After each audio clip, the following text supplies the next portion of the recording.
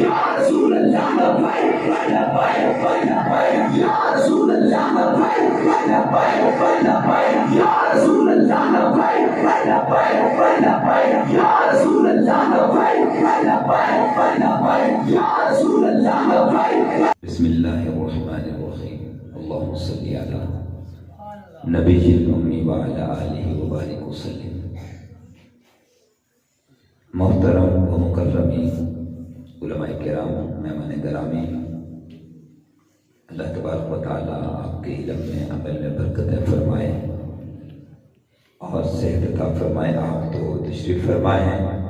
میں سامعین سے گزارش اور بتا دوں پروگرام کا، میں نے اس لیے قبلہ پیر صاحب نے جو یہاں سے دعوت دی قاری برکت صاحب کو، تو میں کھڑا ہوا. یہ اس لیے کھڑا ہوا کہ اذان میں 4 منٹ رہتے ہیں، تو قاری برکت صاحب کو ہم کچھ نہ کچھ سننا چاہتے ہیں، ایسا ہی ہے نا. تو اب 4 منٹ پھر اذان بھی وقت پہ ہونی چاہیے، نماز بھی وقت پہ ہونی چاہیے، تو لہٰذا اذان کے بعد ہم قاری صاحب کی نعت کو سنیں گے. اور ہمارے پاس جعفر فیروز صاحب بھی تشریف فرما ہیں. باقی علماء کرام معززین، اللہ تبارک و تعالیٰ سلامتی عطا فرمائے. تو قاضی فاقد چشتی صاحب وہ بھی تقریباً تشریف فرما ہو چکے ہوں گے. آدھا گھنٹہ پہلے میری بات ہوئی تھی، ارجہ سے گزر آئے تو باغ میں ان ہو گئے ہوں گے اللہ کے حکم سے. تو انشاءاللہ نماز کے بعد ان کا خطاب ہوگا.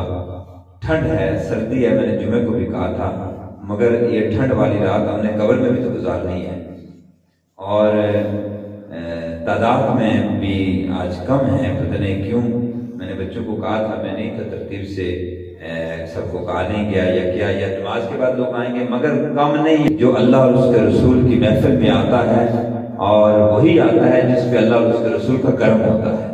اور یہ اللہ کا گھر ہے، اس میں بیٹھنا عبادت، اور یہ جنت کا ٹکڑا ہے، اور جنت کے ٹکڑے میں وہی بیٹھتا ہے جس پہ اللہ کا کرم ہوتا ہے. اللہ آپ سب کو سلامت رکھے، خوش رکھے اور آنے کا ثواب عطا فرمائے. آج کا یہ جو پروگرام ہے یہ بہت بڑی ایک ہستی مبارکہ جناب خادم رضوی صاحب، وقت کے ابدال کہیں، کتب کہیں، ولی کہیں، رب جانے کہ رب نے ان کو کیا مقام دیا تھا، مگر ان مقامات میں سے کوئی ہے. اس لیے ہے کہ میرے رسول اللہ کا امتی خادم حسین رضوی، ان کے ماں باپ کو بھی سلام ہو کہ جنہوں نے اپنے ایسے بیٹے کا نام خادم حسین رکھا. جو حسین کا خادم ہے وہ علی کا خادم ہے، وہ رسول اللہ کا خادم ہے، وہ فاطمہ کا خادم ہے. اور پھر جو اس گھرانے کا خادم ہو تو پھر وہ ختم نبوت پہ پیر نہ دے تو کیا کرے؟ اور راستہ کیا ہے؟ آپ کو اور مجھے کچھ نظر ہی نہیں آ رہا. آئے کیسے؟ ہم اس مقام تک ہی نہیں پہنچے، مگر خادم حسین رضوی کو مسجدیں بنانا اپنی جگہ، درسگاہیں قائم کرنا اپنی جگہ، اور دنیا میں چل کے تبلیغیں کرنا اپنی جگہ. یہ ساری چیزیں تب قائم رہتی ہیں کہ جب میرے آقا دو عالم علیہ الصلوۃ والسلام کا نام اور دین قائم رہتا ہے. جب خادم حسین رضوی کو بدریہ نبی کریم علیہ السلام، بدریہ مقام ولایت یہ نظر آیا کہ میرے آقا دو عالم علیہ السلام کے خاتم النبیین پہ دشمن چور ڈاکہ ڈالنے والے ہیں. آپ نے تمام کام اپنی جگہ برقرار رکھنے کا حکم دیا اور ساتھ تحفظ ناموس رسالت کے لیے مسلمانوں کو لے چلنے کے لیے نیاز کر دی.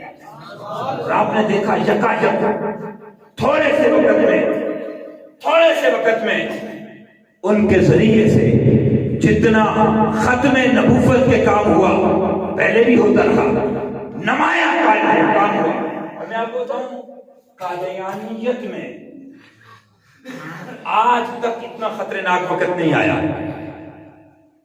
آج تک ان کے پاؤں نہیں ڈگمگائے، آج تک وہ پلین سے کام کر رہے تھے، مگر خادم حسین غزوی رحمۃ اللہ علیہ آپ کے جو لانگ مارچ، آپ کی جو گفتگو، آپ کے جو کلپس اور آپ کی جو زندگی کا آخری پہر گزرا ہے، اس نے دشمنان محمد رسول اللہ کے پاؤں اٹھے، اور انشاءاللہ غلامان خادم حسین رضوی اور ان کے مشن پہ چلنے والے انشاءاللہ عز و جل اب ان پاؤں کو لگنے نہیں دیں گے۔ میں گزارش کروں گا